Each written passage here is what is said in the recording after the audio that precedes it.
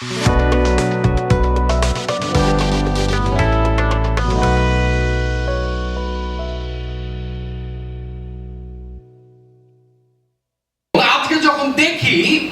আজকের আমার যদি প্রচারের নাম দিতে হয়, কারণ কিছুদিন আগে এই প্রচারটি আমি পালকদের কাছে করেছি, এবং আজকে যদি সেটার আমি আরেকবার নতুন করে নাম দিই, তাহলে আমি বলবো শিষ্যত্বের বিষয় মহান পাঠ।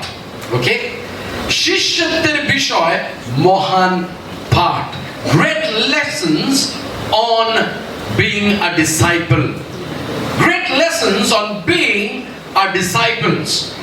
আর 13 এবং 14 পদ আমরা মানে অধ্যায় আমরা গণনা পুস্তকের বিভিন্ন ভাবে, বিভিন্ন আকারে, বিভিন্ন চিন্তাধারায় আমরা শুনেছি, কিন্তু বারংবার যখন আমরা ঈশ্বরের বাক্যকে আমরা শুনি, বারংবার যখন আমরা তার প্রতিজ্ঞাকে আমাদেরকে মনে করিয়ে দিই, তখন ঈশ্বরের বাক্য আমাদের জীবনে একটি নতুন আলোড়ন নিয়ে আসে। ঈশ্বরের বাক্য আমাদের জীবনে একটা নতুন প্রত্যাশা নিয়ে আসে। আর তাই জন্য যখন আজকের গণনা পুস্তকটা 13 এবং 14 অধ্যায় আমরা দেখি, তখন আমরা দেখব এমন একটি চরিত্রের বিষয় বা চরিত্রগুলোর বিষয়, যেখানে আপনি দেখতে পাবেন যে সেখানে রয়েছে বিশ্বাস, আবার সেখানে রয়েছে অবিশ্বাস। আর তাই জন্য যখন আমরা দেখি যে এই শিষ্যত্বের বিষয় এবং শিষ্যত্বের বিষয় সেই মহান পাঠ, আমরা সেই কি শিখতে পারি আজকে 13 এবং 14 অধ্যায় থেকে। প্রথম বিষয় যেটা আজকে শিষ্যত্বের বিষয়, বা যখন আমরা খ্রিস্টীয় নেতৃত্বের মধ্যে থাকি, যেটা আমাদের শেখা উচিত, সেটা হলো a place of discipleship or leadership is a place of willingness to wait on God and follow his lead. নেতৃত্বের বা শিষ্যত্বের জায়গা হলো ঈশ্বরের উপরে অপেক্ষা করা এবং তার নেতৃত্ব অনুসরণ করার ইচ্ছা। ওকে, আরেকবার বলি, কারণ অনেক বড় সেন্টেন্স। নেতৃত্বের বা শিষ্যত্বের জায়গা হলো ঈশ্বরের উপর অপেক্ষা করা এবং তার নেতৃত্ব অনুসরণ করার ইচ্ছা পোষণ করা। আপনি দেখুন, যখন আমরা 13 অধ্যায় খুলি, তারা এমন একটি জায়গায় এসছে যে এখন তারা এবারে প্রবেশ করবে সেই দুগ্ধ মধু প্রবাহিত দেশ, সেই দেশেতে যে দেশ ঈশ্বর ইসরায়েল সন্তানগণকে প্রতিজ্ঞা করেছে, এবং ঈশ্বর বলেছে যে তোমাদেরকে আমি ওই দেশ দেব। আর তারা অনেকটা মুখোমুখি চলে এসছে সেই দেশের, এবং মোশি তাদের নেতৃত্ব দিচ্ছিল, এবং মোশিকে ঈশ্বর বলেছে যে তুমি এই সময় তুমি একটা কাজ করো, তুমি 12 জনকে তোমরা বেছে নাও এবং তাদেরকে তোমরা সেই দেশেতে পাঠাও, যাতে তারা সেখানে পরীক্ষা করে আসতে পারে, নিরীক্ষা করে আসতে পারে, সার্ভে করে আসতে পারে।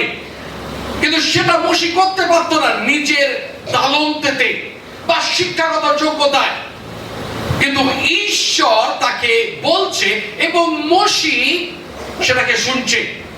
আর তাই জন্য প্রথম 13 অধ্যায় প্রথম পদই বলছে, সদাপ্রভু মোশিকে বলিলেন, আমি ইসরায়েলীয়দের যে দেশ দিতে চাই, সেই কনানের ভূমি নিরীক্ষণ করতে কয়েকজন ব্যক্তিকে প্রেরণ করো। আমার প্রিয়তমের আপনাকে বলি, যখন আপনি শিষ্য হন বা একজন খ্রিস্টীয় নেতা বা নেত্রী হন, তার প্রথম কাজই হলো যে আপনি অপেক্ষা করবেন ঈশ্বরের থেকে শোনার জন্য। যদি আপনি না শোনেন, তাহলে আপনি ভুল কাজগুলোকে করবেন। ব্যক্তিগতভাবেও যদি আপনি ঈশ্বর থেকে না শোনেন, তাহলেও আপনি আপনার জীবনে অনেক ভুল কাজ করবেন।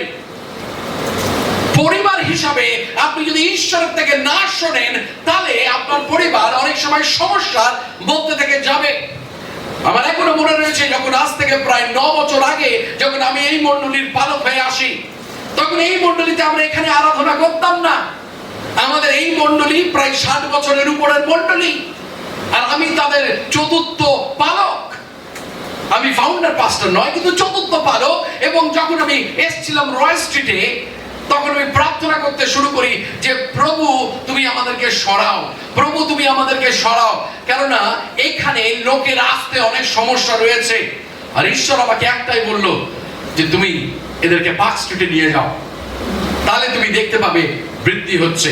কারণ তখন আমাদের অর্থনৈতিক সমস্যা ছিল মণ্ডলীতে, ভালো অফারিং আসতো না, টাইটাল অফারিং আসতো না। আর আমি ক্রমাগত প্রার্থনা করতাম যে প্রভু আমি কি করব। তারপরে যখন ঈশ্বর আমাকে বলল যে তুমি এদেরকে ওদিকে নিয়ে যাও, আর আমি মনে মনে ভাবছি হাই, আমি এদেরকে নিয়ে যাব যারা 50 বছর এখানে আরাধনা করেছে। আর আমরা জানি বাংলা মণ্ডলী, বিশেষভাবে যদি সেটা পুরাতন মণ্ডলী হয়, অনেক সময় লোকেরা একটা জিনিস ধরে রাখে, এটা আমাদের ঐতিহ্য। আপনি জানেন পাস্টার এই পুলপিটটাই কে প্রচার করেছিল। আর আমি মনে মনে ভাবছি প্রভু এদেরকে যদি আমি বলি যে ঈশ্বর আমাকে বলছে আপনাদের এখান থেকে ওদিকে নিয়ে গেলে আমাদের বৃদ্ধি হবে, আমাদের আরো নতুন লোক আমরা পাবো। আমরা কেননা অনেক সময় আমি ভয় পেতাম। আর তারপরে আস্তে আস্তে করে গিয়ে আমার এখনো মনে রয়েছে চার্চের পরে গিয়ে আমি সমর মেসমশাই মাসিমাকে ধরে আমি জিজ্ঞেস করলাম, আচ্ছা মাসিমা আমরা যদি ওদিকে যাই কেমন হবে? এটা খুব ভালো হবে পাস্টার, কারণ এখানে অনেক কষ্ট হয় আমাদের আসতে। থ্যাংক গড, প্রভু তোমায় ধন্যবাদ করি, একটা হাত তো আমার পক্ষে রয়েছে। তারপরে আমাদের পালক ছিলেন, সিনিয়র পালক ছিলেন ডক্টর আইমিন। আমি বললাম দেখুন আমার একটা জায়গা দরকার এখানে, যেখানে বলো সুদীপ যেখানে জায়গা আমরা পাবো সেই জায়গাটা আমরা বাংলা মণ্ডলীকে দেবো। Thank god. আর সেই বছরে আমাদের ফাইন্যান্সিয়াল গ্রোথ হয়েছিল 103% যখন আমরা ওখান থেকে এদিকে এলাম। আর ইট ওয়াজ ওয়ান্ডারফুল।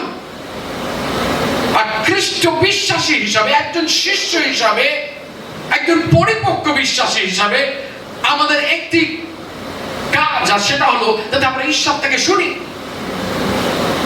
ঈশ্বর আমাদের পরিবারকে কোথায় যেতে বলছে, আমাদের ছেলে মেয়েকে কোন কলেজে ভর্তি করতে বলছে। অনেক সময় আপনার ছেলে মেয়ে যখন কলেজে অ্যাপ্লিকেশন দেবে সেখানে 4খানা কলেজ খুলে যাবে, কিন্তু আপনি কি শুনেছেন আমরা সবসময় কি করি, যেটা ভালো সেটাতেই দেওয়ার চেষ্টা করি। কিন্তু অনেক সময় ঈশ্বর আপনাকে তার বিপরীত বলতে পারে, কারণ আপনার জ্ঞানে যেটা ভালো ঈশ্বরের জ্ঞানে সেটা নাও হতে পারে। কারণ ঈশ্বরের কাছে একটা পরিকল্পনা রয়েছে আমাদের জীবনের জন্য, আমাদের পরিবারের জন্য। আপনি চাকরি খুঁজছেন, আপনার সামনে 10খানা চাকরি খুলে গেছে, কিন্তু আমরা কোন চাকরিতে যাব যেটার খুব নাম রয়েছে বাজারে বা ভালো আমাকে বেতন দিচ্ছে, সেই চাকরি আমি বেছে নেব। কিন্তু খ্রিস্ট বিশ্বাসী হিসাবে প্রথমে আমি যাচনা করব ঈশ্বরের কাছে যে প্রভু তুমি কি বলো, কোথায় আমি যাব, প্রভু কোন চাকরিটা আমি নেব। আর ঈশ্বর আপনাকে সেটাকে বলবে। মসি একজন দক্ষ নেতা, কিন্তু তার সত্ত্বেও মসি কখনো নিজের তালন্ত দ্বারা কাজ করেনি। তিনি একজন পটু নেতা ছিলেন, কেননা তিনি ফরন রাজার রাজপ্রাসাদে তিনি শিক্ষা পেয়েছেন। তিনি একজন যোদ্ধা ছিলেন, তিনি জ্ঞানী একজন ব্যক্তি ছিলেন, কিন্তু তার সত্ত্বেও তিনি কখনো তার নিজের মাংসের এবং নিজের আবেগে কাজ করেনি। তিনি সর্বসময় অপেক্ষা করেছেন যে ঈশ্বর তাকে কি করতে বলছে। আর তাই আমার প্রিয়তমেরা, আপনাকে অপেক্ষা করতে হবে। আপনি যদি সত্যি করে প্রভু যীশু খ্রিস্টের অনুসারী হয়ে থাকেন, তার যদি শিষ্য হয়ে থাকেন, তাহলে আপনার একটাই কাজ, আর তা হলো আপনি অপেক্ষা করবেন এবং তার নেতৃত্ব অনুসরণ করার ইচ্ছা পোষণ করবেন। ঈশ্বর যদি আপনাকে বাঁ দিকে যেতে বলে আপনি বাঁ দিকে যাবেন, ঈশ্বর যদি আপনাকে ডান দিকে যেতে বলে আপনি ডান দিকে যাবেন। কেননা খ্রিস্ট বিশ্বাসী হিসেবে এবং শিষ্য হিসেবে আমাদের একটাই করণীয়, তা হলো আমরা যেন ঈশ্বরকে শুনি এবং ঈশ্বরের সেই পরিচালনাকে যেন আমরা আমাদের জীবনেতে বাস্তবায়িত করি। Amen, amen. দ্বিতীয় পাঠ যা আমরা এই 13 এবং 14 অধ্যায় থেকে গণনা পুস্তকের আমরা পাই, a place of leadership and discipleship is a place of honor and responsibility. A place of leadership and discipleship is a place of honor and responsibility. খ্রিস্টীয় নেতৃত্বের এবং শিষ্যত্বের জায়গা হলো সম্মান এবং দায়িত্বের জায়গা। আর একবার বলি, খ্রিস্টীয় নেতৃত্ব এবং শিষ্যত্ব জায়গা হলো সম্মান এবং দায়িত্বের জায়গা। আপনি চিন্তা করতে পারেন, এই যখন ঘটনাটা আমরা পড়ি তখন আমরা দেখতে পাই যে ঈশ্বর মোশেকে বলছে যে তুমি 12 জনকে বেছে নাও, এবং যখন মোশে তাদের নামকে ডাকছে, এটা কত সম্মানের বিষয়। এটা একটা সম্মানের বিষয় যে সেখানে প্রায় কত লক্ষ লোক ছিল জানেন? 20 লক্ষ, 2 মিলিয়ন। 20 লক্ষ লোকের মাঝেতে ঈশ্বর মোশেকে বলছে তুমি 12 জনকে বেছে নাও, এবং মোশে সেই 12 জনকে নাম ধরে ডাকছে 20 লক্ষ লোকের মাঝে। আর আপনি সেখানে দেখতে পাবেন, যখন আপনি 4 পদের পর আপনি পড়বেন, সামুয়া, সাফট, কালেব, যুগল, হোশিও, পলটি, গিদিয়ন, আমুয়েল, শতুর, নহবি। আপনি চিন্তা করুন, তাদের নাম যখন মোশে ডাকছে তখন তাদের বুকটা কত বড় হয়ে যাচ্ছে। ঈশ্বর আমাকে বেছে নিয়েছে, আমার নেতা আমাকে বেছে নিয়েছে, মোশে আমাকে বেছে নিয়েছে। তাদের মাথা যেন উঁচু হয়ে যাচ্ছে। এটা সম্মানের জায়গা। 20 লক্ষ লোকের মাঝে ঈশ্বর তাদেরকে বেছে নিয়েছে। কেননা তাদেরকে ঈশ্বর নির্বাচন করেছে বা তিনি চয়ন করেছেন। কেননা তাদের এর আগের কাজ হয়তো খুব ভালো ছিল, তারা সততার পরিচয় দিয়েছে, তারা সাহসিকতার পরিচয় দিয়েছে, এবং মোশে তাদেরকে ডেকে নিচ্ছে। আর আপনি চিন্তা করতে পারছেন যে সেই 2 লক্ষ লোকের মাঝে তাদের যখন ডাকা হচ্ছে তখন তাদের বুকটা কতটা চওড়া হচ্ছে, আর লোকেদের কি উৎসাহ হচ্ছে। আমরা জানি, যারা আমরা গ্রাজুয়েট করেছি, আমরা গাউন পরেছি, আমরা ক্যাপ ছুঁড়েছি, এখনো পর্যন্ত যখন আমি গ্রাজুয়েশন বাইবেল কলেজের দিনে যখন আমি আমার নিজের গ্রাজুয়েশন ড্রেস পরি, আমি সবসময় স্টুডেন্টদের প্রথম কথা বলি যে আজকের দিনটা হলো তোমাদের দিন, এবং তোমাদের ছাতি যেন বড় হয়ে থাকে, কেননা ইউ হ্যাভ আর্নড ইট। এটা কেউ তোমায় দয়া করে দেয়নি, তোমরা এটাকে অর্জন করেছো কঠোর পরিশ্রমের দ্বারা। আর ঠিক সেরকম যখন মোশে এদের নামকে ডাকছে, সেখানে যেন সেই জনসমূহ থেকে যেন চিল্লাচ্ছে, হাততালি, সামুয়েল, গাদিয়েল। চিন্তা করতে পারছি উৎসাহটা নিয়ে। Think about it. আর তারপরে আমরা দেখতে পাই, কিন্তু যদিও তাদেরকে ডাকছে, কিন্তু মোশে এখনো জানে না যে কিছুদিনের মধ্যে তাদেরকে যে মিশনে পাঠানো হচ্ছে তার মধ্যেও কিন্তু তারা ব্যর্থ হবে। কিন্তু কি বলার চেষ্টা করছি, ঠিক যখন ঈশ্বর কাউকে চয়ন করে, ঈশ্বর যখন কাউকে বেছে নেয়, যখন সেখানে মণ্ডলী কাউকে নিযুক্ত করে, এটা একটা সম্মানের বিষয়। পালক হিসাবে এটা আমার সম্মানের বিষয় যে ঈশ্বর আমাকে বেছে নিয়েছে, পালকীয় ভার দিয়েছে, পালকীয় কাজ করার জন্য। It is a great honor to be chosen as a leader among God's people. ঈশ্বর যখন কাকে বেছে নেয়, ঈশ্বরের লোকেদের মধ্যে একজন নেতা হিসাবে মনোনীত হওয়া হলো খুব সম্মানের বিষয়। তাই আমাদের এই জগতে আমরা নেতৃত্বের জন্য মারামারি করি। আমি লিডার হতে চাই, আমি ট্রেজারার হতে চাই, আমি সেক্রেটারি হতে চাই, আমি কমিটি মেম্বার হতে চাই, আমি এল্ডার হতে চাই। কিন্তু পুরাতন যখন প্রথম মণ্ডলী হয়েছিল কেউ হতে চাইতো না। কেন জানেন? কারণ যখন আপনি সেই নেতৃত্বের ভারে আসেন, তার সঙ্গে আপনার মৃত্যু আপনার সঙ্গে আসে। আমরা কেউ অ্যাপ্লাই করি না বা আমরা মনোনীত হতে চাই না যদি আমাদের মনোনীত করা হয় আমাদের মরার জন্যে। আমরা কতজন আছি আমরা বলবো আমি আছি, যে আমি মনোনীত করুন, আমি মরতেও রাজি রয়েছি। কেউ আমরা চাইবো না। কিন্তু প্রথম মণ্ডলী আলাদা মণ্ডলী ছিল। তাই জন্য সাধু পৌল তিমোথীকে কি বলছি জানেন?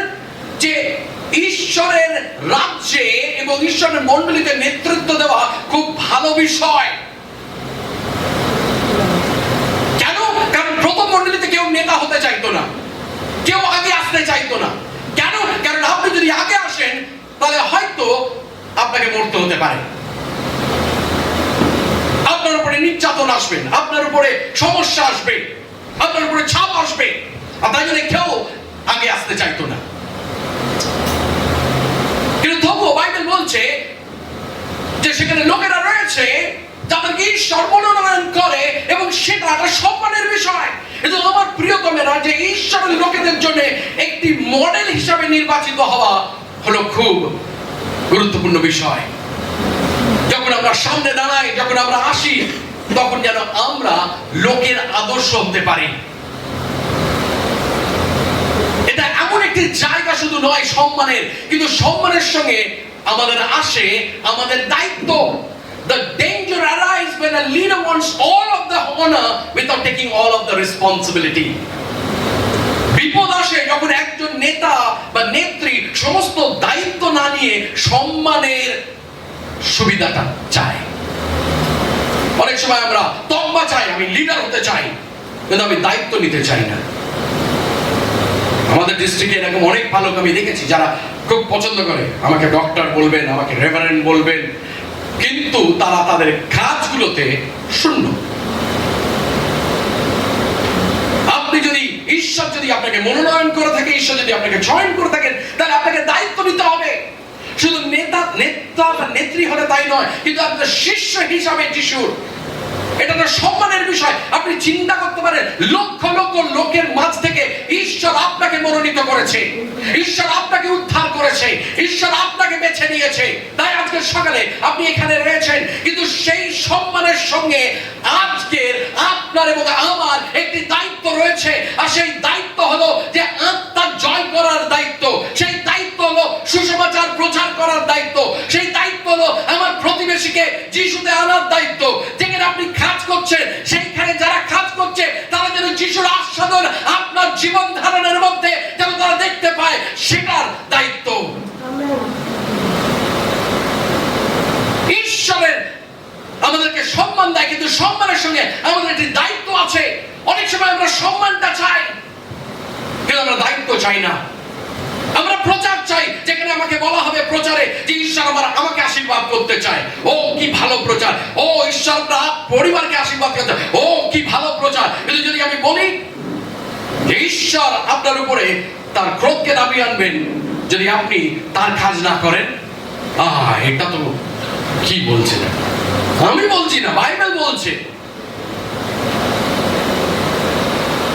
অনেক সময় আমার প্রিয়তমেরা,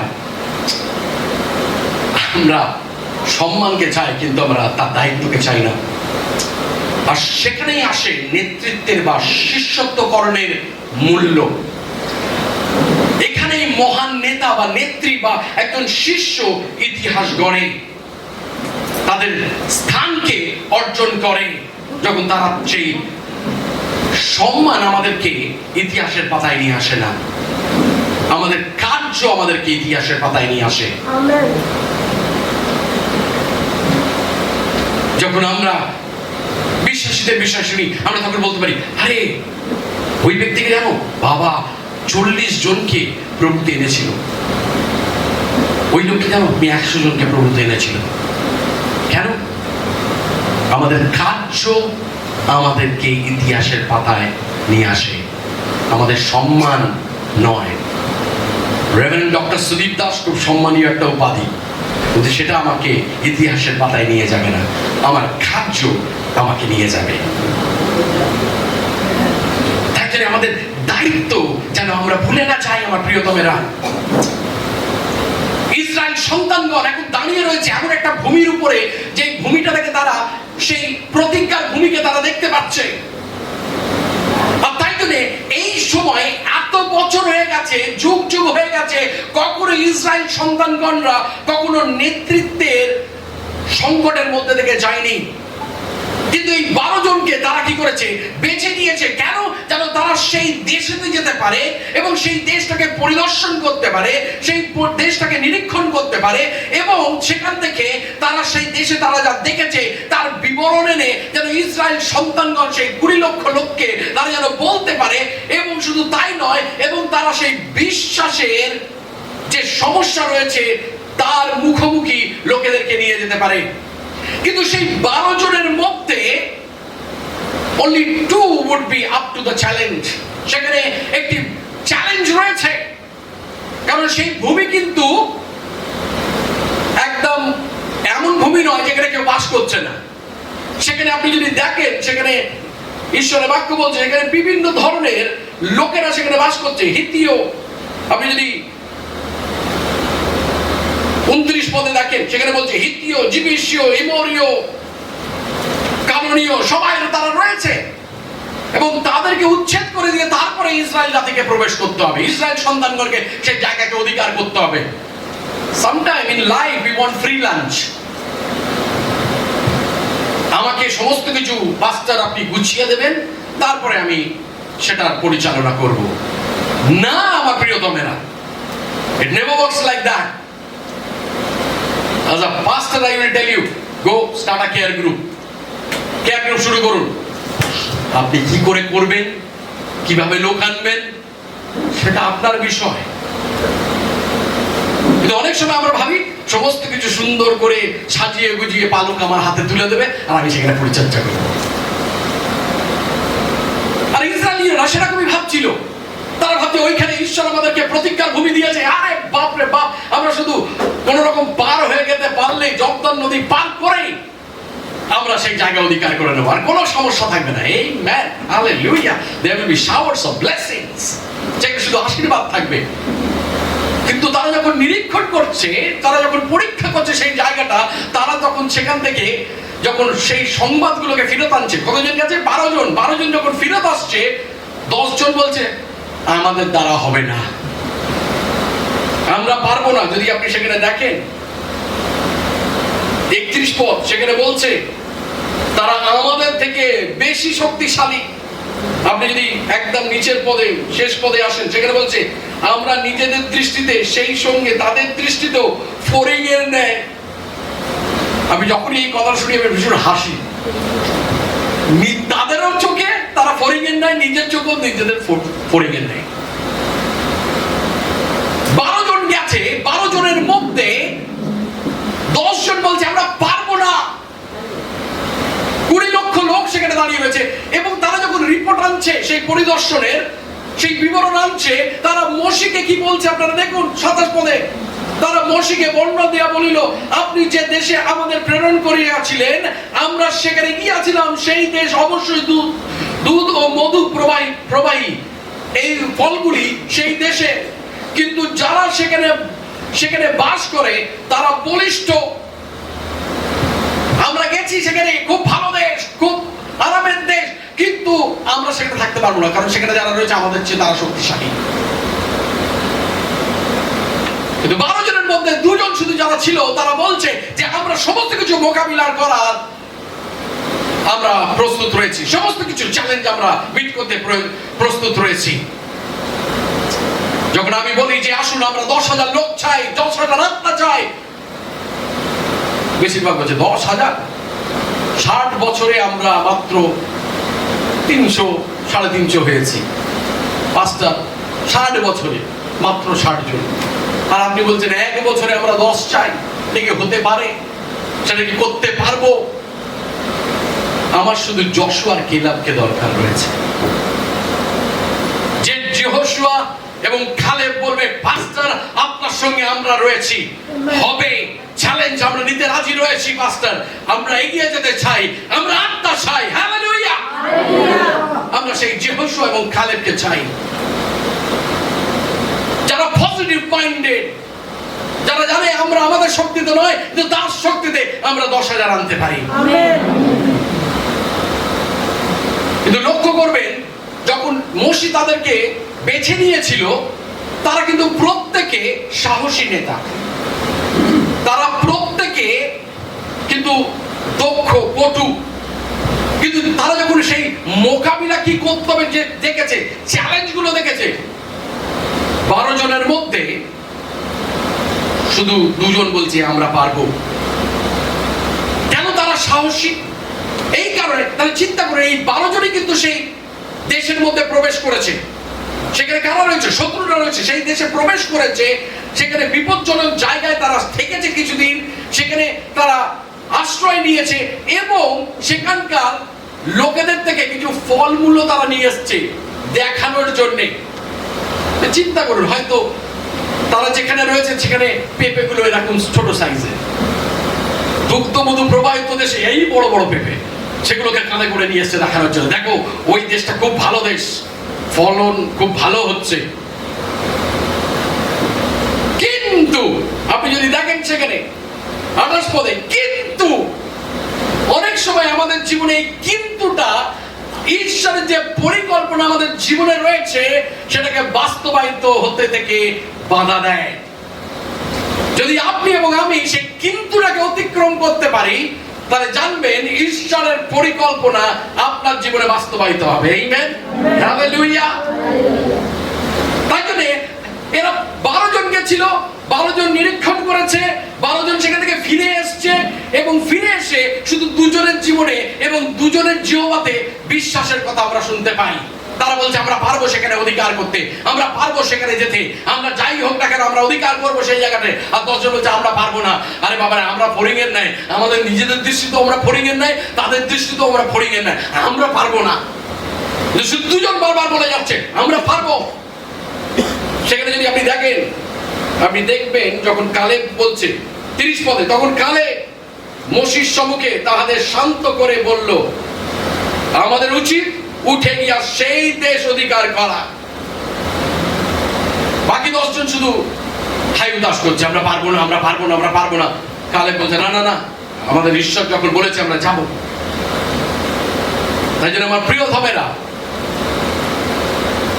it's a place of honor, also a place of responsibility. আর অনেক সময় যখন আমরা দায়িত্ব পালন করবো, অনেক সময় শয়তান আমাদেরকে বলবে যে আমরা পারবো না, আমরা আত্মা জয় করতে পারবো না। আপনি ঈশ্বরের কথা কাউকে বলতে পারবেন না, কিন্তু ঈশ্বর আমাদের সেই অভিষেক দিয়েছে, আমরা পারবো। আমেন। তৃতীয় বিষয় যেটা আমরা শিখতে পারি সেখান থেকে, leaders do not allow challenges stop the promise from being fulfilled. Leaders or a disciple do not allow challenges to stop the promise from being fulfilled. একজন খ্রিস্টীয় নেতা বা শিষ্য কোন রকম চ্যালেঞ্জকে বাধা দিতে দেয় না ঈশ্বরের প্রতিজ্ঞাকে বাস্তবায়িত হওয়া থেকে। কোনো কিছু বাধা দিতে পারে না। আপনি দেখবেন যখন এই 12 জন গেছে এবং তারা যখন রিপোর্ট নিয়ে এসছে, তারা যখন সেখানকার বিবরণ নিয়ে এসছে, 2 জন বিশ্বাসের কথা বলছে আর 10 জন ভয়ের কথা বলছে। 10 জন বলছে আমরা কখনো পারবো না, কিন্তু সেখানে 2 জন আছে যারা বলছে আমরা পারবো। এবং আপনি চিন্তা করুন, পরে যখন আপনি পড়বেন, বাড়ি থেকে পড়বেন, খুব মজাদার এটা। আপনি যদি পড়েন এবং সেটাকে যদি চিন্তা করেন নিয়ে, একটা সুন্দর সিনেমার মতো। সেখানে ঈশ্বর রেগে গেছে। ঈশ্বর বলছে এই হলো সেই লোকেরা যারা আমার অলৌকিক চিহ্নকে দেখেছে। এরা হলো সেই লোকেরা, তারা বিশ্বাস করতে পারছে না। 20 লক্ষ লোক। আর তারপরে মোশে ঈশ্বরকে বলছে না না প্রভু, তুমি রেগে যেও না, ঠান্ডা হও। সেটা লেখা নেই, এটা ব্যাখ্যা করছি, ওকে। এবং মোশে কি বলছে ঈশ্বরকে, যে তুমি তাদেরকে মিশর দেশ থেকে বার করে এনেছো, একটা পরিকল্পনা রয়েছে তোমার। তুমি যদি তাদেরকে ধ্বংস করে দাও, তাহলে সেই পরিকল্পনাটা আর বাস্তবায়িত হবে না। এবং ঈশ্বরের সঙ্গে সে কথা বলে এবং সে ড্যামেজ কন্ট্রোল করে। তাহলে আপনি যদি দেখেন সেখানে 14 অধ্যায় তার 11 পদ থেকে সদাপ্রভু মোশেকে বললেন, কতকাল এই লোকেরা আমার অবমাননা করবে, তাদের মধ্যে আমার সমস্ত অলৌকিক চিহ্ন কার্য প্রদর্শিত হওয়া সত্ত্বেও কতকাল তারা আমাকে বিশ্বাস করতে অস্বীকার করবে। ঈশ্বর রেগে গেছে। যে 12 জনকে পাঠিয়েছি, আরে যদি 2 জন বলতো না পারবো না, 10 জন বলতো তবু ঠিক আছে, সমীক্ষায় ঠিক আছে, পার্সেন্টেজে ঠিক আছে, কিন্তু 10 জন বলছে আমরা পারবো না, 2 জন বলছে আমরা পারবো। আর ঈশ্বর যেন রেগে গেছে তাদের উপরে, তাদের অবিশ্বাস দেখে। এবং তখন মোশি ঈশ্বরকে বলছে, যদি আপনি দেখেন 22 পদে, যত আমাকে অস্বীকার করেছে। এবং মোশি বারংবার ঈশ্বরকে বলছে যে প্রভু তুমি দয়া করো এদের উপরে। কেন জানেন? তাদের মধ্যে একটি অভিযোগের আত্মা রয়েছে। প্রথম অভিযোগ আমরা দেখি যে প্রভুকে তারা বলছে, মোশিকে বলছে যে এখানে খাবার নেই। আমরা অনেকে রয়েছি, আমরা অনেক সময় অভিযোগ করব। প্রথমে তাদের খাবার নেই, তারপরে তাদের জল নেই। আমাদের মণ্ডলীতেও আমরা অনেককে জানি যারা অভিযোগকারী, সবসময় তাদের জীবনে অভিযোগ রয়েছে। তারা কখনো যখন মুখ খোলে আপনি জানবেন সেখানে অভিযোগ আসছে।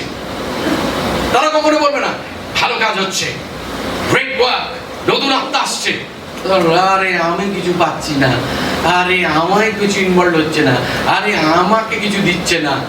অভিযোগকারী। কিন্তু ঈশ্বর কি করছে? মোশি কি করছে? ঈশ্বরকে কি বলছে? যে প্রভু তুমি দয়া করো। আর তাই জন্য নেতা নেত্রী হওয়া বা একজন খ্রিস্টীয় শিষ্য হওয়া, আমাদের মনে রাখতে হবে যে কোনো চ্যালেঞ্জই যেন আমাদেরকে ঈশ্বরের পরিকল্পনাকে বাস্তবায়িত করা থেকে বঞ্চিত না করে। আমেন। অনেক সময় আমাদের জীবনে আসবে পরিস্থিতি যেখানে লোকেরা আমাদের বিরুদ্ধে দাঁড়াবে, যখন আমাদের সমস্যা থাকবে, কিন্তু তবু আমাদেরকে অনড় থাকতে হবে আমাদের বিশ্বাসে যে প্রভু তুমি আমাকে বলেছিলে, তুমি সেটাকে বাস্তবায়িত করো। এবং শেষ এবং চতুর্থ একটি নীতি যেখান এইখান থেকে আমরা পাই, খ্রিস্টীয় নেতৃত্বের এবং শিষ্যত্বের বিষয়। A place of leadership and discipleship is a place of faith. খ্রিস্টীয় নেতৃত্বের এবং শিষ্যত্বের একটি জায়গা হলো বিশ্বাস, বিশ্বাসের জায়গা। আপনি দেখুন মোশি নম্র ছিলেন, তিনি সহানুভূতিশীল ছিলেন, তিনি খুব কঠোর পরিশ্রমী ছিলেন, কিন্তু তার চেয়েও বেশি তিনি একজন বিশ্বাসী ছিলেন। আর তাই জন্য যখন আমরা ইব্রিয়র পত্র আমরা পড়ি, আর ইব্রিয়র লেখক তিনি যখন মোশির বিষয় বলছে, কোথায়? যখন আমরা সেই অধ্যায় পড়ি যেখানে সেই পুরাতন নিয়মের সেই বিশ্বাসের বীরদের বিষয় লেখা রয়েছে, ইব্রিয় তার 11 অধ্যায়, আপনি যদি 23 পদ থেকে আপনি পড়েন, অনেকটা জায়গা ধরে মোশির বিষয় লেখা রয়েছে 23 থেকে 29 পদ পর্যন্ত। আর সেখানে ইব্রিয় যিনি লেখক, তিনি প্রায় আমার বাইবেলে, আমি new revise standard Bangla Bible থেকে দেখছি, আর সেখানে 5 বার আমি গোল করে রেখেছি যেখানে বিশ্বাসের কথা বলেছে মোশির বিষয়। তিনি বলছেন যে বিশ্বাসে মোশির পিতামা জন্মের পর 3 মাস তাকে লুকিয়ে রেখেছিলেন, বিশ্বাসে মোশি বড় হইয়া উঠিলেন, বিশ্বাসে মিশর ত্যাগ করিলেন, বিশ্বাসে তিনি নিস্তার পর্ব পালন ও রক্ত সেচন করিলেন, বিশ্বাসে ইসরায়েলীয় লোকেদের শুষ্ক ভূমির মতো লোহিত সমুদ্র পার হইয়া গেল। বিশ্বাসে শিষ্য হিসাবে এবং খ্রিস্টীয় নেতা বা নেত্রী হিসাবে আমাদেরকে বিশ্বাস রাখতে হবে। আর মোশি সেরকমই একজন ব্যক্তি ছিলেন যার জীবনে সর্বসময় আমরা বিশ্বাসকে দেখেছি। আপনি দেখুন যখন বাইবেল বলছে, যখন আমরা 13 অধ্যায় গণনা পুস্তকের আমরা 14 অধ্যায় যখন আমরা পড়ি, সেখানে কি বলছে? যে মোশি কে ঈশ্বর বলছে যে 10 বার এরা আমার অবমাননা করেছে, 10 বার এরা আমাকে অস্বীকার করেছে। কিন্তু আজকে মোশির আশেপাশে যারা ছিল, যখন তাদের অবিশ্বাসকে দেখি, তাদের সেই অবিশ্বাস দেখে আমরা ভয় পেয়ে যাব না। কেন জানেন? যদি আপনি যিশুর জীবনী দেখেন, যিশুর জীবনে অনেক অবিশ্বাসী ছিল, তার শিষ্যরা তার অবিশ্বাস করতে থাকে। আপনি যদি দেখেন মতি লিখিত সুসমাচার, যখন মতি প্রভু যিশু তিনি চলে যাচ্ছেন, সেই সময়কার ঘটনা তিনি লিখছেন, সেখানে মতি তার 18 অধ্যায় 16 এবং 17 পদ আপনি দেখুন কি বলছে। 16 এবং 17 পদে বলছে, পরে এক 10 শিষ্য গালিলে যিশুর নিরূপিত পর্বতে গমন করিলেন, আর তাহাকে দেখিয়া প্রণাম করিলেন, কিন্তু কেউ কেউ সন্দেহ করিলেন। যিশুর শিষ্যদের কথা বলা হচ্ছে। যিশু তাদের বলছে, এই পর্বতের কাছে তোমরা এসো, কারণ আমি তোমাদেরকে শেষ উপদেশ দিতে চাই এবং তারপরে আমি আমার পিতার কাছে ফিরে যেতে চাই। আর তারা দেখলেন যিশুর কাছে তারা প্রণাম করলেন, কিন্তু প্রণাম করার পরে মথি লিখিত সুসমাচারে মথি তিনি লিখছেন যে কেউ কেউ শিষ্য ছিল যারা সন্দেহ করেছিলেন। কি অবিশ্বাস্য, তাই না? এই হলো সেই শিষ্য যারা যিশুর সঙ্গে চলতেন। এই হলো সেই শিষ্য যারা লাসারকে কবর থেকে বার হতে দেখেছে। এরা হলো সেই শিষ্য যখন ছাদ খুলে সেই পক্ষাঘাতীকে নামিয়ে দিয়েছিল, তার সুস্থতা, তার আরোগ্যতা তারা দেখেছে। তারা হলো সেই শিষ্য যারা বার্থমিওকে তার চোখ খুলে যেতে দেখেছে। কিন্তু তবুও যখন তারা এসছে যিশুর কাছে, তারা কেউ কেউ সন্দেহ করছে। আজকে আপনি আর আমি অনেকে রয়েছি যারা ঈশ্বরের যে পরিকল্পনা আমাদের জীবনে রয়েছে আমরা সন্দেহ করছি। ঈশ্বরের যে পরিকল্পনা রয়েছে আমাদের পরিবারের জন্য সেটাকে আমরা সন্দেহ করছি। ঈশ্বরের যে পরিকল্পনা রয়েছে এই মণ্ডলীর জন্য সেটাকে আমরা সন্দেহ করছি। কিন্তু আজকে আমার প্রিয়তমেরা, যদি আজকে খ্রিস্টীয় নেতা নেত্রী বা আমরা যদি শিষ্য হই, যদি আজকে আমরা যিশুর অনুসারী হই, তাহলে আজকে আমাদেরকে বিশ্বাসের চোখে আজকে আমাদের দেখতে হবে। সেই 10 জন স্পাইস যারা গেছিল তাদের মতন নয়, কিন্তু যহোশু এবং কালেবের মতন আমরা বিশ্বাসের চোখে যেন আমাদের ভবিষ্যৎকে দেখি, বিশ্বাসের চোখে। আর তাই জন্যে জোরালো ভাবে বাইবেল বলছে মোশে এমন একজন ব্যক্তিত্ব ছিলেন যিনি বিশ্বাস করতেন, তার জীবন বিশ্বাসে চলতো। আজকে আমার প্রিয়তমেরা, যখন আমরা আসি তখন আপনি দেখবেন আরেকটা জিনিস লক্ষ্য করে, যখন আপনি বাইবেলটা পড়বেন, ঈশ্বর যখন তার ক্রোধকে আনে তখন ঈশ্বর তার পুরস্কারকেও আনে। আপনি যদি ভালো করে এই ঘটনাটি পড়েন, 20 লক্ষ লোক যারা বচসা করেছিল ঈশ্বরের বিরুদ্ধে, মোশির বিরুদ্ধে, যারা বিশ্বাস করেনি এবং অস্বীকার করেছিল ঈশ্বরের পরিকল্পনাকে ইসরায়েলের জীবনে, কেউ কনান দেশে প্রবেশ করেনি। তাদের ছেলেমেয়েরা করেছিল, কিন্তু তারা করেনি। আর যারা বিশ্বাস করেছিল সেই 12 জনের মধ্যে 2 জন, আপনি তাদের জীবনে যদি পড়েন আপনি দেখবেন যে ঈশ্বর যহোশুয়াকে একটি নতুন প্রজন্মকে জর্দান নদী পার হতে সাহায্য করেছে এবং যহোশুয়াকে মোশির পরে নেতা হিসাবে ঘোষণা করেছে।